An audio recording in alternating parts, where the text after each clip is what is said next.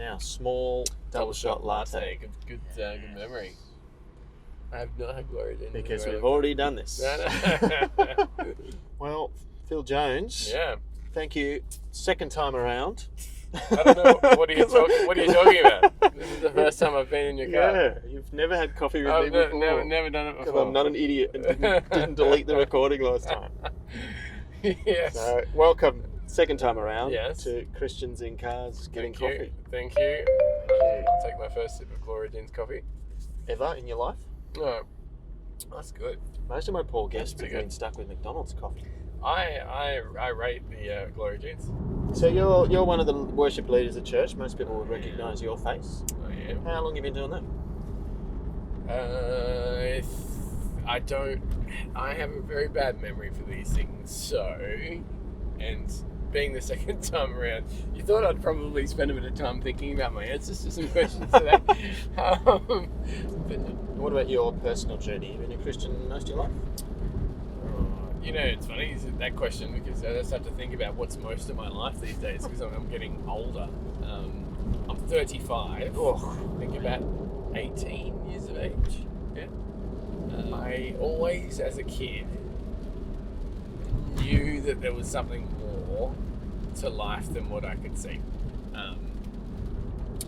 And I thank God now, knowing that He put that on my heart, that I can't see no purpose for living, because that's impossible for me. I mean, there's got to be some reason, and so God put that on my heart for a long time. And I guess it's just a silly story, but I used to stand at the front of my house and throw a basketball on a hoop, right, and be calling out to the universe and saying if I get this in, the girl likes me, you know what I mean? I'm asking for answers, and I think back and think how stupid that was. I was always sort of looking for purpose, although various times it always was suppressed. And then I met Megan, my wife, at Big W, when we were working there together. We started dating, and she brought me to church, and then... How many women have brought blokes to church over the years? I know, yeah, and it's a great thing. I honestly think that, there's a term, it's it's flirt to convert. Yeah. No, I'm not saying my wife did that, but thankfully God led her to me, and she led me to Him, and so I started coming to church, and Andrew Parkinson was there at the time, and he took me in with the guys that they were all sort of similar age with me.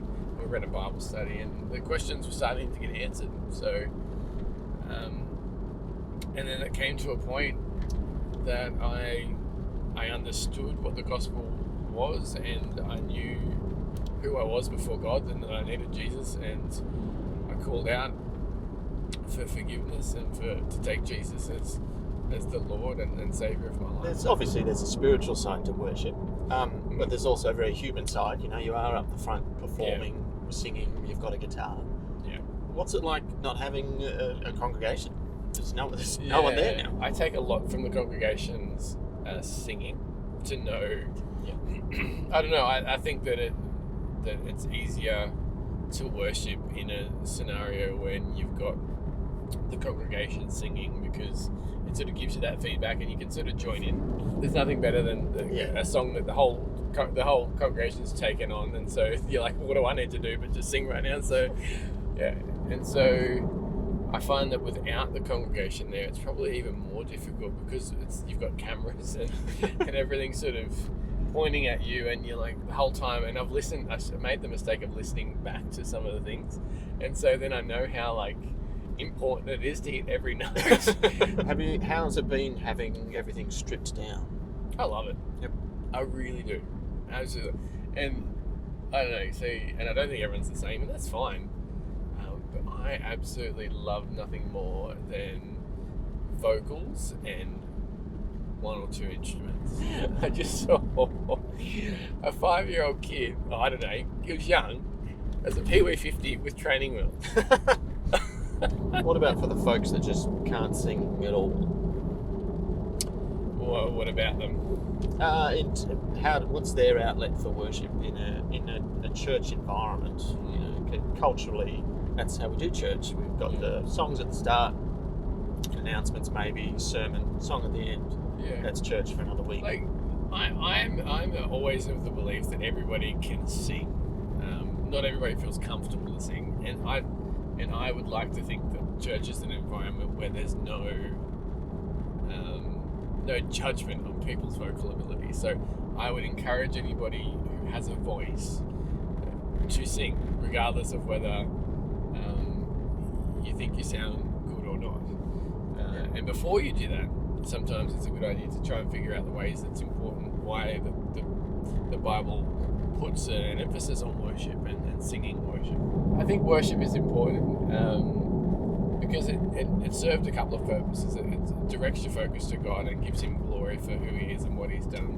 But also, every kind of song, the more you sing it, it puts it into memory. It's a great memory way of remembering truths about God in situations that you face. If you physically can't sing, then what do you say to those people in the congregation? You say thank you for joining us, and whatever we can do to help you in that regard to worship God. If you want to dance, feel free. And you're a sonographer. Mm-hmm. You followed in Kayleen's footsteps. She'll say that. Yeah, she'll always say that. You followed in her footsteps doing Christians in cars getting coffee. I know.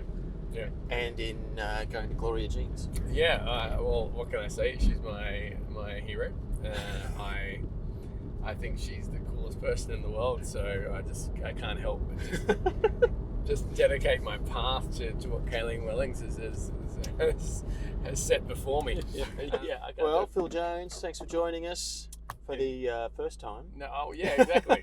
No, this is such a beautiful car. I'm so happy to be here.